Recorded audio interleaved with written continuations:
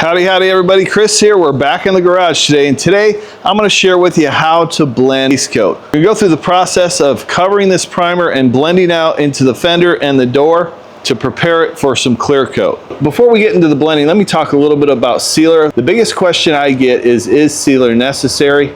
As a DIYer or a hobbyist, do I need to use sealer? Because every time you use sealer, there's bigger opportunity to get dust and debris in your sealer and in your paint job.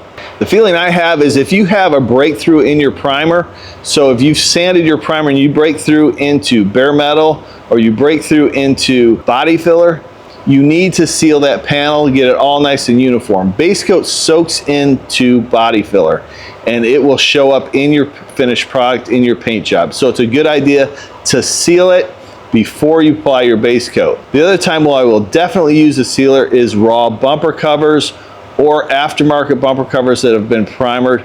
I always use sealer and adhesion promoter. Adhesion promoter first and then seal it every time on bumper covers. It's going to create a cushion for stone chips. It helps promote adhesion and gives that bumper cover some more flexibility along with the adhesion promoter, because adhesion promoter is basically a flex agent. So those are the times I definitely use sealer. If I have a vehicle that I've done a repair on and I've put primer on it, the primer sanded out perfectly, there's no reason for me to use sealer. If I don't have any breakthroughs, it's all nice and uniform, I don't use sealer. Now I may in some cases use a color blender, but that's a topic for a different video. I've already mixed up the paint for this, so let's go ahead and start the blending process. The first coat we're going to put on is going to be a tack coat. And that's basically just to introduce this paint to the surface. So we're going to cover the primered areas with the tack coat, and then I'll talk about how we blend out into these panels. The gun I'm using is the InoKraft Drizzle D1 low volume, low pressure paint gun. I like this for base coat. We're going to set this at about 24 psi. I'm going to open my fan pattern up a little bit. And then my fluid volume, I'm going to go 2.5 turns out from closed. I'm not going to pull the trigger all the way. I'm going to pull about 1/4 really. Overlapping my passes about 80%. Make sure I get my edges.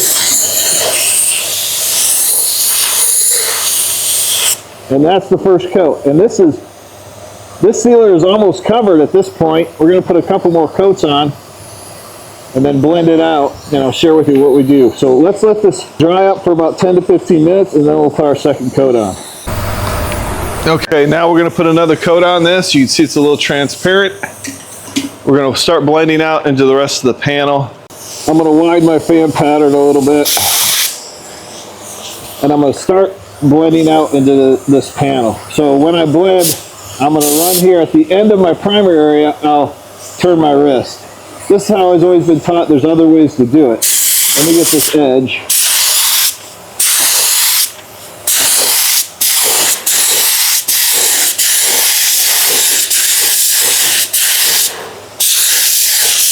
Let me do a little cross section here.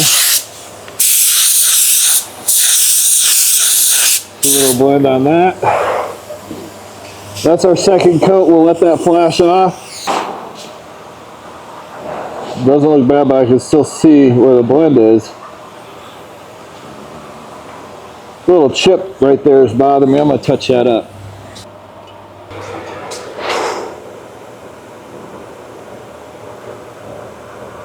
All right, let's take a look at this door.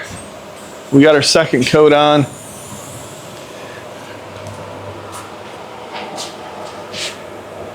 It doesn't look bad, but I'm seeing some things I don't like, which is a little bit of haloing right here. I'm going to take an additional step here and spray some color blender on this. If you don't know what color blender is, let me show you. This is the color blender here. Basically, it's clear base coat.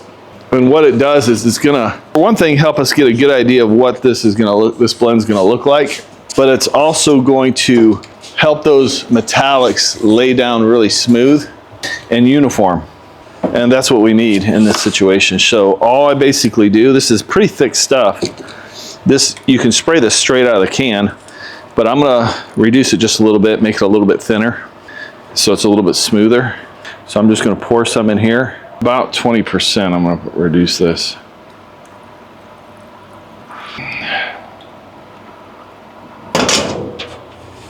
Because I'm gonna use this for clear anyway.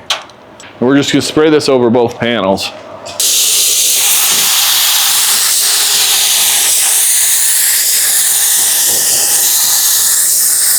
This is going to give us a good idea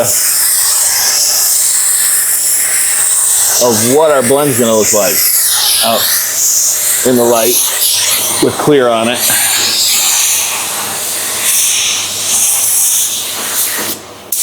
And then right after this, I'm going to put our base coat on it. Let's take a look at this. So we can see it doesn't look bad, but right there I can see a line. So let's get some base coat on this and blend it out some more. So I'm going to start out here with my gun pointed this way, and I'm going to run into it. So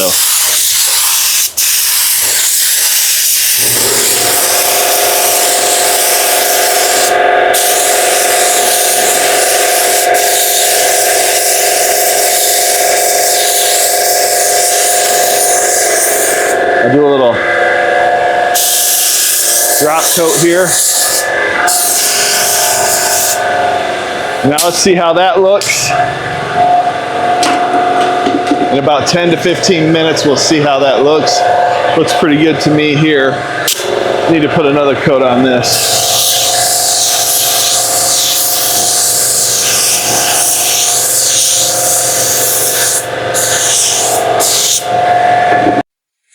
Oh yeah, see how nice that looks now?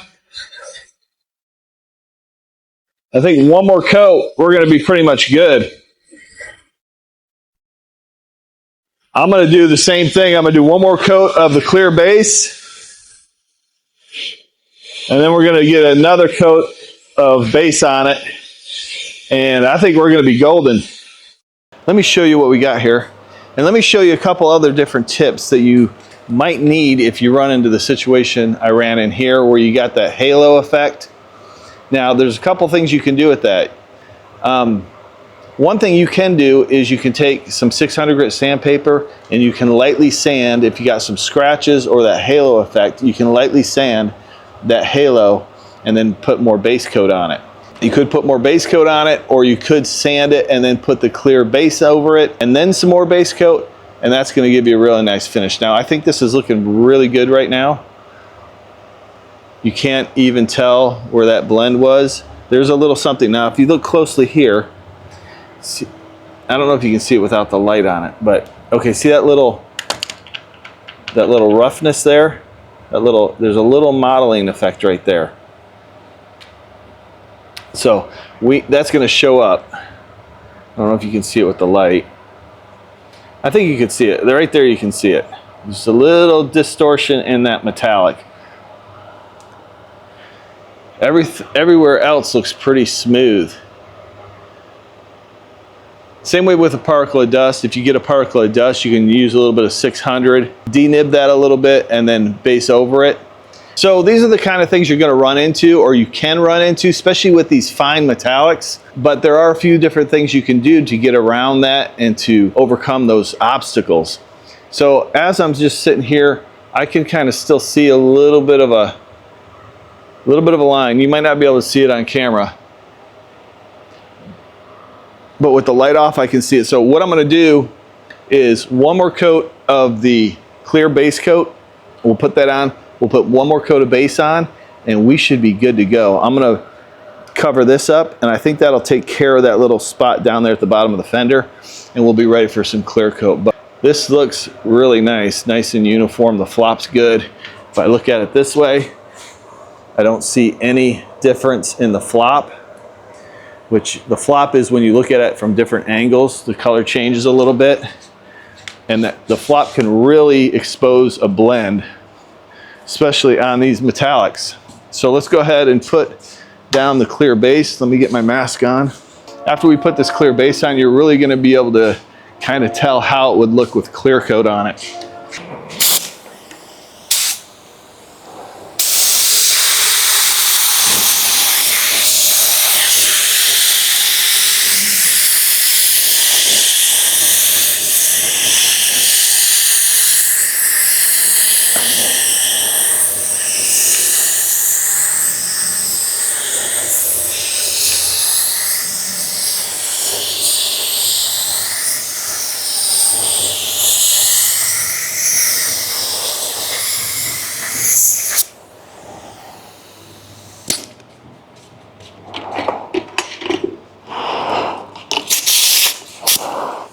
I'm going to show it to you with the light, just so you have an idea.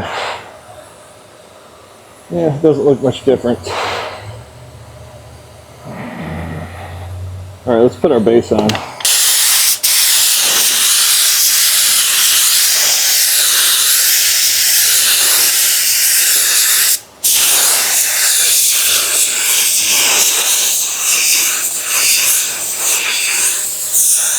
Now I'll do a little drop coat, which I'm going to move away from the panel a little bit and just dust the coat out.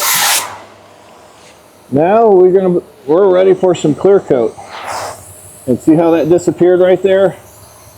Right there, disappeared. There might be a few particles of dust in this, but we'll take care of that after the clear.